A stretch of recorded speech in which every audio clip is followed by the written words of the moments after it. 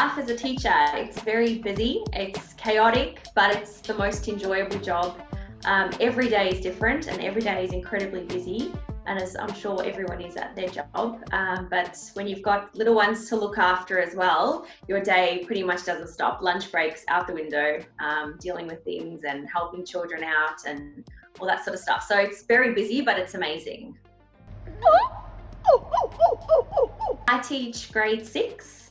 I've taught grade 6 my whole teaching career. Even though I'm trained to teach from grade R to 7, I continually get grade 6 no matter what school I'm at. To lockdown, life as a teacher was great here. We actually had lots of changes to the curriculum that were supposed to be rolled out this year. So we were actually really busy trying to get our head around all the new assessments and all the new things that we have to do, and then lockdown happened.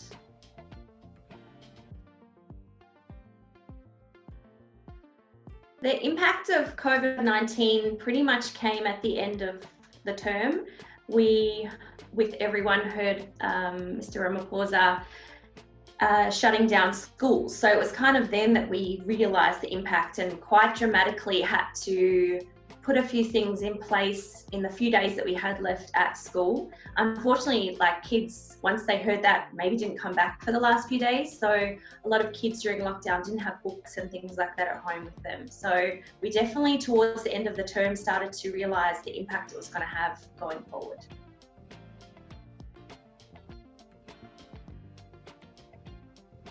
As soon as we heard the lockdown was happening, we all prepared 2 weeks worth of work in the event that we didn't come back on time. So the teachers were scrambling in the last few days of school to prepare work packs. So 2 weeks worth of work that we could upload quickly onto the D6 that still aligned with the things that we were normally teaching during term 2.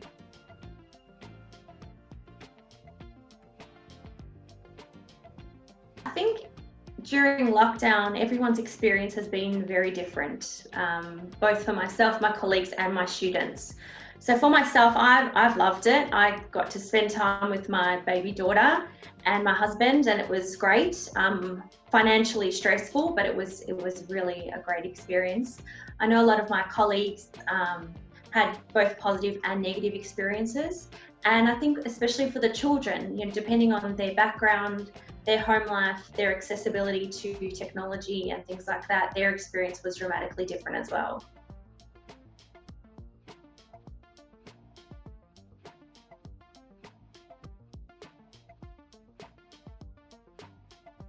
Again, it's very different depending even on what country you're in. So I'm sure people can tell, but I'm not South African, I'm Australian. So something like this, Australia was a bit more prepared for. You know, we had one-to-one technology already in the classroom up and running. Students were confident with technology, teachers were confident with technology, and Wi-Fi and things wasn't as much of an issue. So going into South Africa, it was definitely a different experience, again, based on where you live, what kind of economic background you come from. So some learners at various schools were able to easily access technology, easily access online lessons, and some learners, unfortunately, during this whole time probably haven't even picked up a book. You know, they might not have even had anything at home that they could read. So I think depending on where you are, the experience was very different. The biggest impact's going to be on the grade 1s, I think, because that's where they're learning to read. And you've got kids at home for 8 weeks that know how to read and have read with their parents, and you've got 8 weeks of kids who still don't even know how to read. So can you imagine that the big difference it's going to be for those teachers when the kids get back?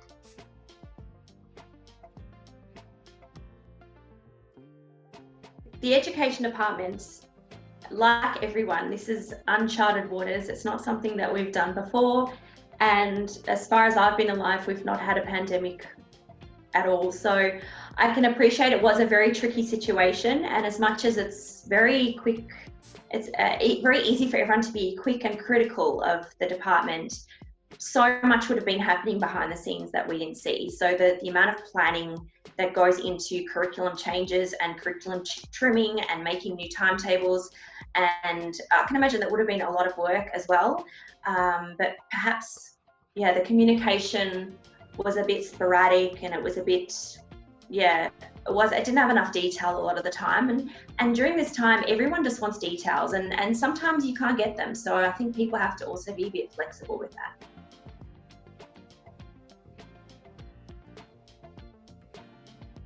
During the lockdown, we used Seesaw, and on Seesaw you can upload work, you can upload videos, you can write to the students. So we started every day. I had a daily attendance question just to engage them and get them on Seesaw. So I'd ask little fun questions sometimes, like if you're an animal, what would you be? And so they would comment, or sometimes some serious questions like how are you feeling during this pandemic, and they would write back as well. That also gave them a chance to interact with each other, which was nice. They could comment and say, hi, I miss you, to their friends, because I think they were so longing for their friendships. We could also upload, well, we could pretty much put whatever we wanted. So I kind of took a bit of free reign and made some funny videos and things like that. I made a few TikToks. I do teach 12-year-olds, so the best way to engage them is to make TikToks. And their parents all said they were killing themselves laughing, even the parents. They're enjoying those TikToks. So I just tried to make the videos as fun and engaging as possible to encourage them to go online, because when you're self-studying, as we would know as grown-ups, it's actually hard to get motivated. So tried anything to get them online, to see the work, and then to want to participate. And then we used Zoom as well. So I had like a Zoom lunch date where all the kids could see each other and we could talk to each other, which was really nice. I hope you enjoyed that sneak peek of the animals returning to the wild. Stay home, stay safe. I think the short-term goals for every teacher across South Africa is to make sure no child is left behind. And when we eventually do come back to school, we want to make sure that we aren't just picking up where we left off with the internet, and it's more we go back, we revise, we provide assistance to any kids that couldn't access the learning, and we still provide consolidation for those students that did access the online learning. So I say that's like a short-term goal. And I think maybe a long-term goal for education in general in South Africa is the use of technology. So I think it's really highlighted that staff, students, we all need a little bit of an upskilling with technology to use it in the classroom, to engage more.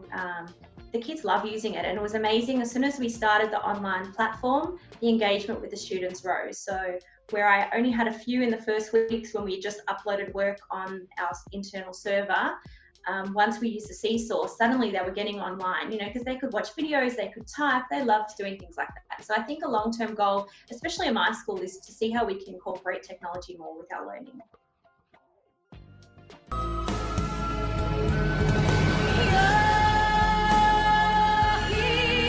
Teaching style in 3 words is firm, fun, and fair. That's definitely what I go by. COVID-19 is definitely going to have an impact on the learning of each child, and a lot is going to rely on the teacher to make sure that the kids are caught up, to make sure that there's no gaps and that they're ready to progress to the next year. I mean, we don't even know how long this lockdown will last for. We don't know how long COVID-19 will be around. So we might go back and we might shut down again. And so I think a lot is going to be on the teacher and on schools to really provide those opportunities to catch up when we do get the kids and when we can educate them. Classroom life is going to be very different. We've obviously received lots of policies from the department. We're working with various community members to make sure our school complies with the policies and exceeds them, to make sure that the kids are safe, the teachers are safe, and everyone associated with them is safe. So I think social distancing is going to be a big thing, separating their desks, wearing of masks. I know our school has purchased shields, which is good, so the kids can still see our mouth. As a teacher, it's very important. They like to read your lips while you're talking, so it's good to have those shields. Break times are going to look very different, and I think class sizes as well will have to reduce.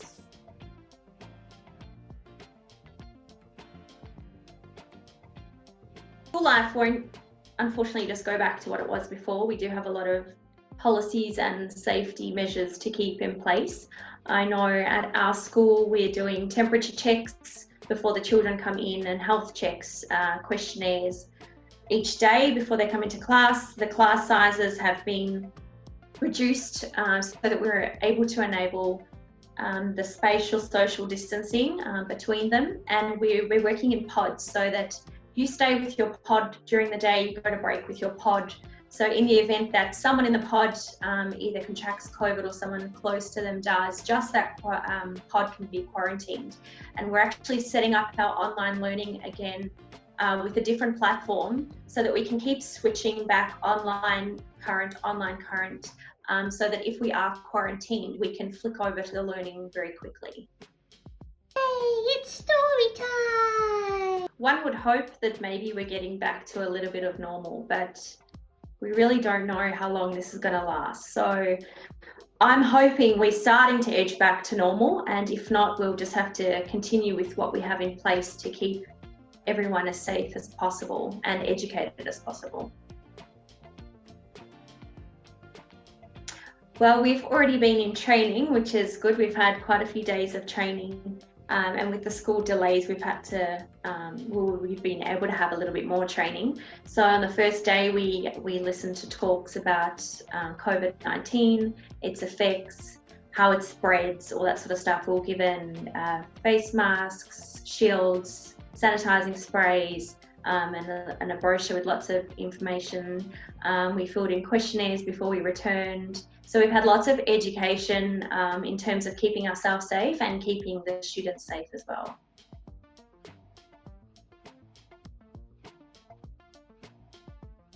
During the lockdown, I already have a social media account on Instagram, Teaching with an Accent, where I post things from the classroom. So I've had that for a couple of years.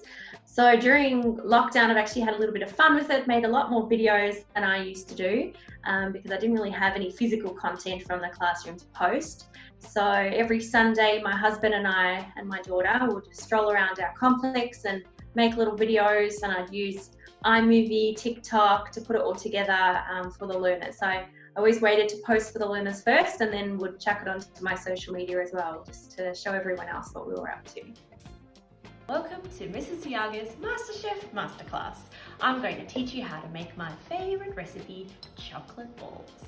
So when the date was moved, mixed emotions, like we're looking forward to seeing the learners back. It wasn't actually my grade that would be coming back, so it was the grade 7s, but still, you know, as a teacher, we're teachers because we love students and we love children, so not being around them is actually quite difficult. So I was looking forward to seeing them again, but I understand the bigger picture. So there's a reason behind it, and we need to make sure that all children across South Africa are safe, not just the ones at our school. So I understand the moving of the date and keen to get back in the classroom whenever that is.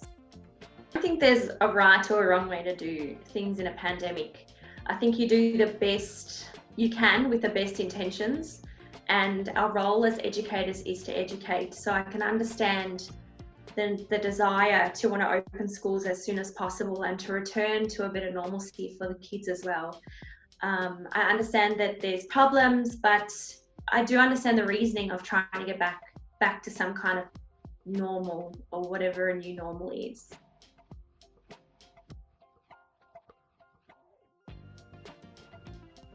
Got a great set of parents in my class. So we've communicated on email, and my parents are in a WhatsApp group. So I communicate with the main mum and she sends things through.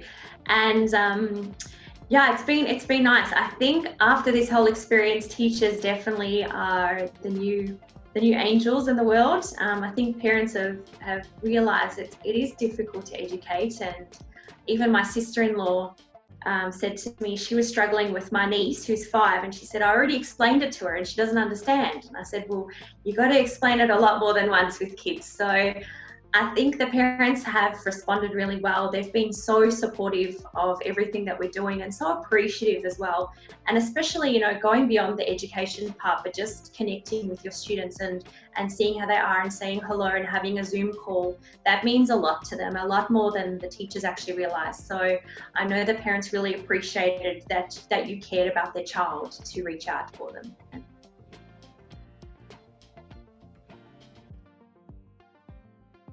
I want to say education is so important, but I think from this whole lockdown, we've realised that it's really a team effort. So working together with parents, schools, education department and the children is the only way we're going to achieve a successful education system.